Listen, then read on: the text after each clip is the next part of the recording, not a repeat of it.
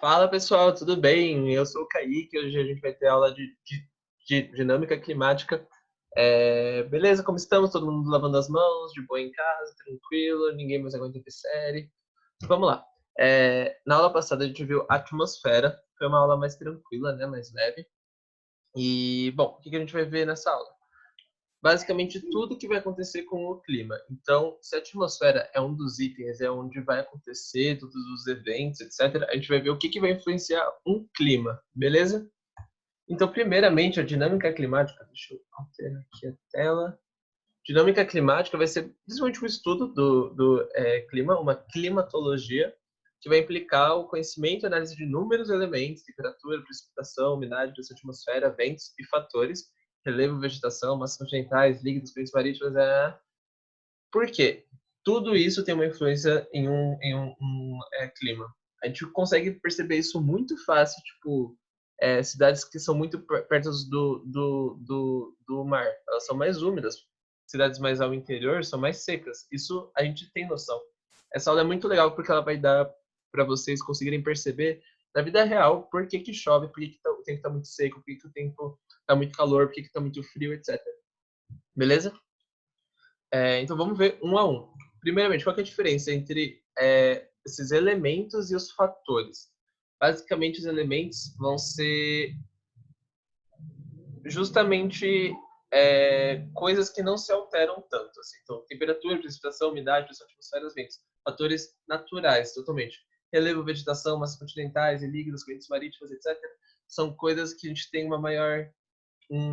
um dinamismo maior.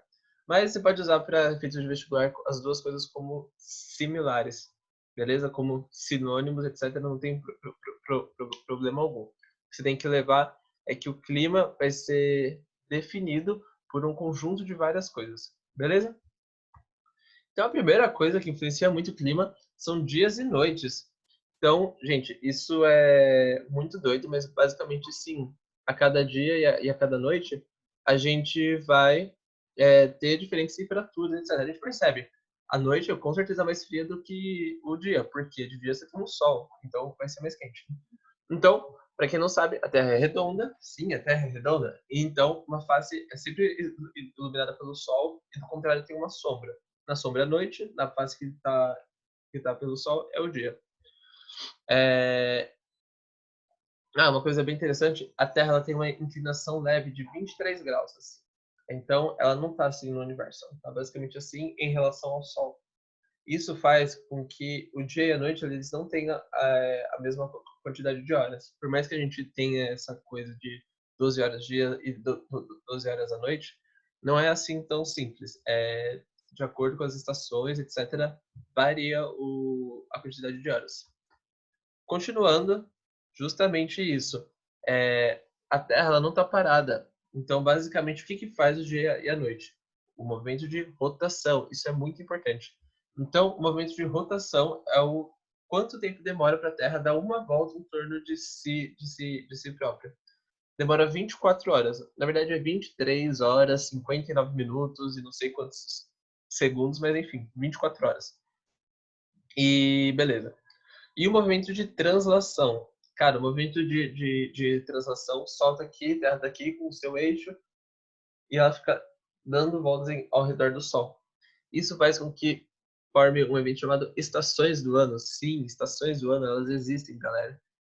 E vai ser bem importante para você fazer muitos exercícios de vestibular que vão começar a cobrar textos e basicamente você vai ter que já saber o que ele tá falando, etc. Então acompanha comigo essa figura aqui. É. Então basicamente vamos começar aqui pelo outono. No dia 23 de março, então vai ser, a gente entrou no outono, então a Terra está mais ou menos nesse sentido aqui. Então a gente percebe que está razoavelmente equilibrado. Tanto o outono quanto a primavera, eles têm dias mais equilibrados, porque são temperaturas mais amenas, etc. No inverno, chuta, as temperaturas elas vão cair e a Terra ela vai receber menos luz no hemisfério sul. Já falo um pouco melhor disso daqui a pouquinho. Mas concentre, a gente está focando no hemisfério sul. Então, basicamente, a Terra, com seu eixo de rotação, começa a fazer grandes sombras. Ela não recebe tanto sol assim. Isso faz ficar mais frio. O tempo passa, a primavera e depois o verão. Percebe que é sempre o contrário. Então, assim, aqui o inverno, menos luz, aqui o verão, mais luz. E tem dias certos para isso acontecer. Equinócios e solstícios. O equinócio de primavera e de outono, eles são basicamente quase a mesma quantidade de horas de dia à noite. O solstício de verão é sempre o dia mais longo que a noite. E o solstício de inverno, a noite mais longa do que o verão. Coisas muito, muito, muito importantes. Lembra que eu falei a Terra tem uma angulação em relação a ela mesma, ela não está retinha. Então, a gente pode ver que, por exemplo, aqui no hemisfério norte está batendo muito mais luz no Trópico de Câncer. Solstício de verão vai ser o dia mais longo, que vai marcar a entrada do verão. Esse vídeo aqui é bem daorinha, vocês podem ver depois. Mas basicamente aqui, qual estação do ano é? É verão no hemisfério norte. E do contrário, é inverno no hemisfério sul. É por isso que a gente tem aquele negócio, quando tá calor aqui, é inverno lá. Por isso que a gente é acostumado a ver neve em filme dos Estados Unidos, o pessoal lá fazendo boneco de neve, e aqui a gente tá de shorts e chinelo que a gente não aguenta mais. Belezinha? Suave, pausa pra água.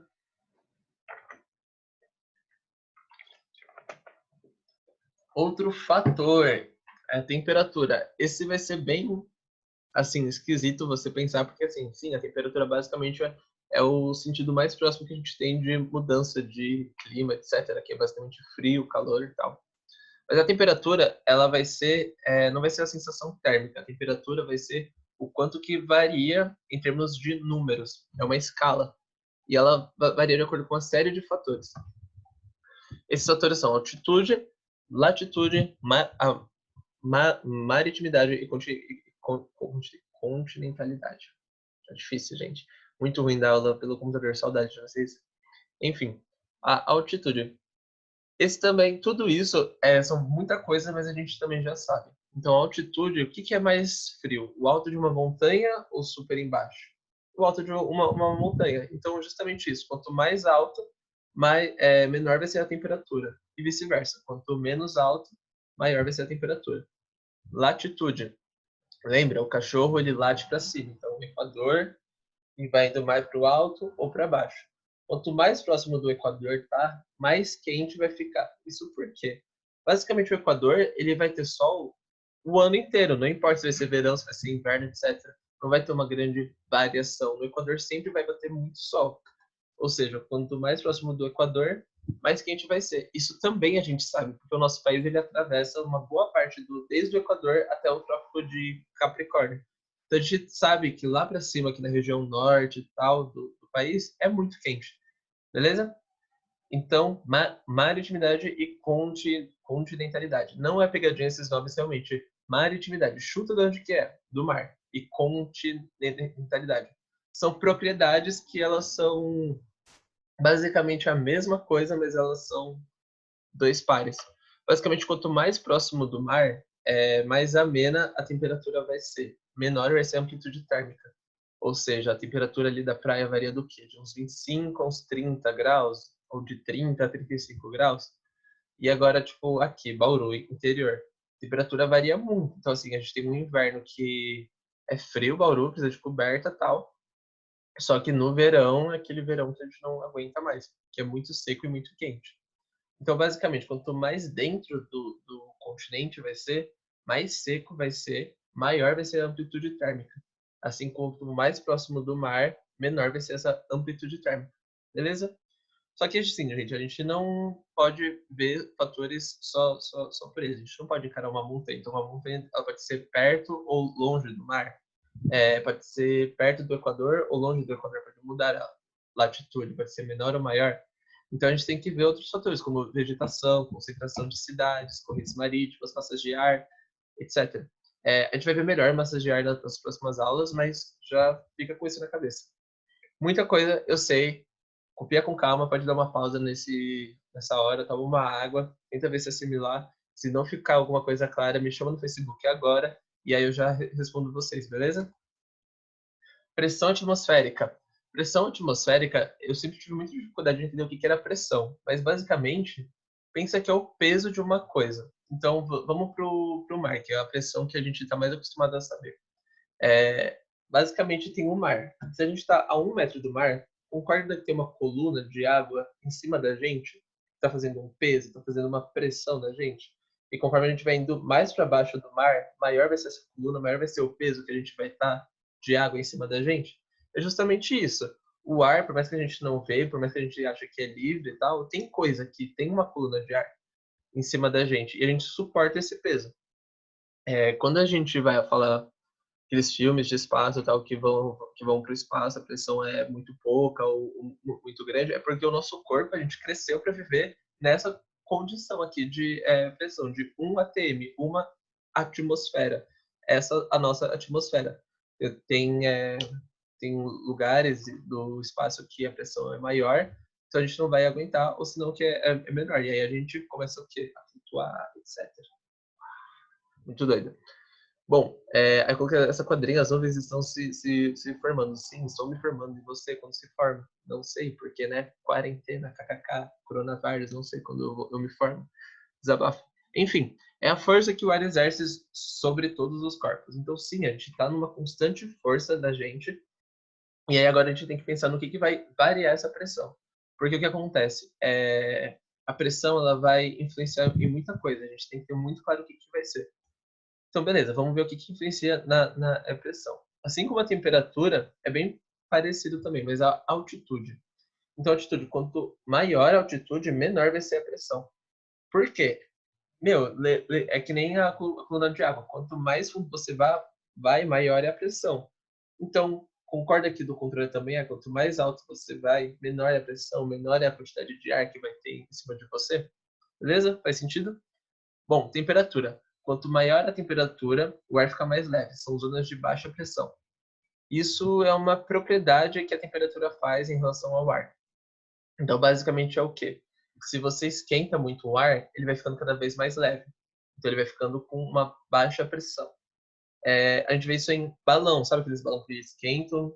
Eles basicamente esquentam o ar ali, aquele ar preso, ele fica muito leve, ele fica menos denso que o ar que está em volta e ele flutua. Muito doido pensar isso, né? Mas, bom, isso acontece de maneira natural também, porque o que acontece? Quando você tem uma diferença de baixa e alta pressão, você forma ventos, você desloca camadas de ar. É assim que se formam os ventos. A gente vai ver melhor isso também nas próximas aulas. E, bom, latitude. Essa é uma consequência da de antes. Então, pensa, no Equador, bate muito sol, é muito quente, vai formar uma baixa pressão. Se forma uma baixa pressão porque a temperatura é maior, então é uma menor pressão. Sempre tem que ter um pensamento de uma coisa que vai levar a outra, que vai levar a outra. Se você vê no enunciado uma coisa de pressão e você não lembra, você tem que começar a puxar coisa por coisa. Altitude, então, pera, se esquentar o ar, fica uma baixa pressão. No Equador, quente, então beleza, é baixa pressão. É assim que você faz esses exercícios. Não tenta decorar ponto por ponto. Tem que saber por que são isso. Beleza? Aqui é uma foto que fica melhor. Então, aqui, no caso, lá em Santos, perto do mar, é uma maior pressão atmosférica porque tem uma coluna de ar maior. E em São Paulo, que já está ali em cima da serra, etc., é menor. Belezinha. Os ventos. Então, como eu falei, os ventos eles se deslocam de zonas de uma alta pressão para uma zona de baixa pressão. Por quê? Sempre é uma propriedade física, não vou saber falar direito, mas basicamente onde tem mais tende para ir onde tem menos. Então, se tem mais pressão, tende para ir onde tem uma baixa pressão, porque tenta igualar, só que não tenta. Isso nunca acontece de maneira 100% no planeta inteiro. Mas às vezes acontece, a gente vê um evento que tipo, o ar tá parado, que basicamente ou a gente está no meio de uma bolha de alta pressão ou no meio de uma bolha de uma baixa pressão. Enfim, mas o ar ele está sempre em constante movimento, influência tal, sempre da alta pressão para baixa pressão. Aí a baixa pressão começa a subir, etc. Beleza. Circulação geral da atmosfera. Esse aqui é um pouco mais difícil, mas a gente tem que ter em mente o quê? Lembra, a atmosfera ela tá dinâmica. Então, Coloquei esse texto aqui, depois dá uma lida, dá uma pausada, mas basicamente ele mostra a história do ar na nossa atmosfera. O que isso quer dizer? Basicamente, vamos pegar do Equador aqui. Você tem que ler assim. É uma zona de baixa pressão, certo? Então, os ventos estão entrando, eles vão subindo, eles estão entrando e subindo. Da mesma maneira que eles voltam e descem, eles começam a virar um círculo.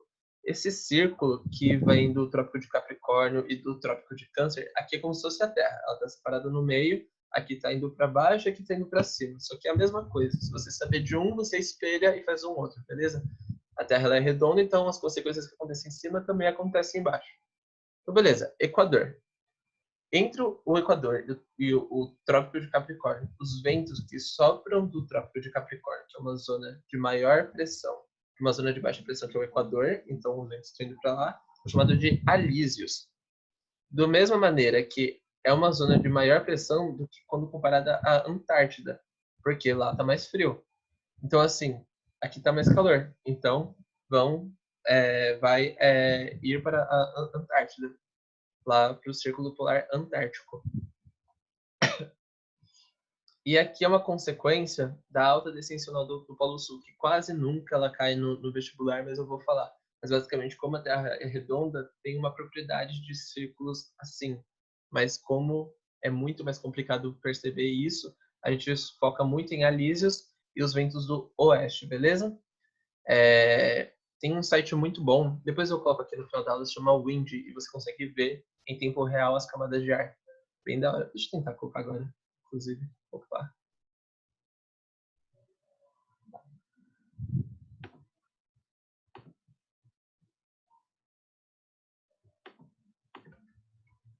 Só um minuto, porque né, a aula.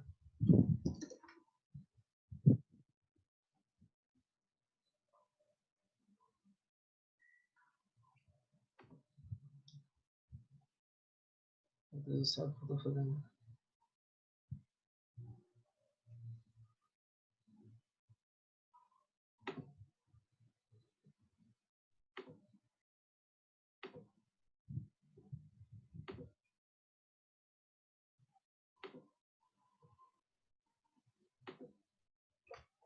Gente, não tá dando certo. Não sei mexer em tecnologias, mas depois eu coloco o site no Facebook, tá bom?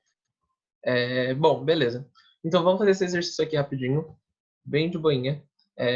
Os invernos e os verões do hemisfério norte costumam ser, em média, mais intensos do que no sul. Sobre esse fenômeno, não se pode afirmar que as amplitudes térmicas são maiores no hemisfério norte porque a concentração de terras nesse hemisfério se acentua. Vamos pensar no mapa. Tem Europa, tem Estados Unidos, tem Ásia, grandes blocos de terra, e no sul a gente tem o continente africano, ali um pouco da Índia, as ilhas ali do continente australiano e América do Sul.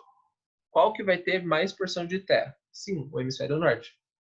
Então as amplitudes térmicas são maiores no hemisfério norte porque a concentração de terras nesse hemisfério se acentua. Sim, tá certo. Lembra, quanto mais próximo do mar, quanto menos terra, menor vai ser a amplitude térmica. Quanto mais terra, maior vai ser a amplitude térmica. As amplitudes térmicas são baixas no hemisfério sul em função da predominância dos oceanos, condicionando maior retenção de energia pela água. Tá certo? A consequência do que tá na água. As amplitudes térmicas são iguais sobre oceanos e continentes. Vamos deixar em pausa. As amplitudes térmicas não são derivadas diretamente da exposição e solução. E agora, qual que é a dúvida que fica? Errei. Espera aí, gente, que acho que eu coloquei a alternativa errada nesse exercício. Bom, vamos fazer assim. Eu vou postar essa aula e depois eu vejo o que aconteceu, porque acho que foi erro meu. Desculpa, não revisei a aula, gente. E esse exercício aqui eu vou deixar para vocês fazerem. E aí depois, como lição de casa, vocês ficam vendo o índio, beleza, gente? Então, a aula de hoje é essa, ela é mais curtinha. E a gente se vê na semana que vem, tá bom? Beleza? Fiquem bem. Qualquer coisa, chama no Facebook. Tchau. Tá bom.